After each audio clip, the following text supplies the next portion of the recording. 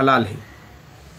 दूसरा सवाल, फैसल शरीफ साहब बॉम्बे, इन्होंने वापस से इस हफ्ते भी एक सवाल किया है कि मौलाना घर की तमाम चीज़ों को हमने आपस में तकसीम कर लिया।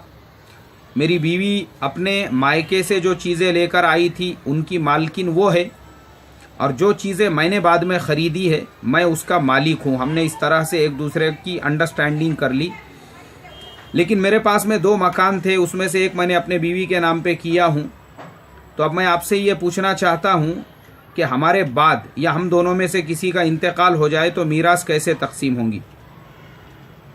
फैसल भाई, आपने मकान जो बीवी के नाम पर किया है उसमें पहले ये देखा जाएगा कि आपने सिर्फ इनकम टैक्स से बचने के लिए बीवी के नाम पर किया है या उस हिबा को मुकम्मल कराकर अपने बीवी को उसका मालकिन बना दिया और ये कह दिया कि तू चाहे तो उसे बेच भी सकती है या उसका किराया या भाड़ा जो भी रहेगा वो इस्तेमाल कर सकती है। अगर ऐसे आपने उसको 101% उसकी ऑनर बना दिया है तो आपका हिबा मुकम्मल हो गया।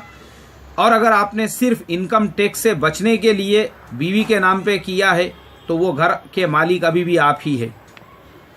रहा आपके मीरास के तकसीम कराने का मसला, तो देखो ये कैसा है, अभी इसके बारे में आपको फिक्र करने की ज़रूरत नहीं है। दोनों में से अगर किसी एक का इंतकाल होता है तो आपके जो वारिसीन रहेंगे उस वक्त आप किसी आलिम या मुफ्ती से जो भी हयात रहेगा वो तमाम चीज़ों की लिस्ट देकर और बताकर फिर वो उस तरीक़े से तकसीम करेंगे कि किसके हिस्से में कितना आएगा और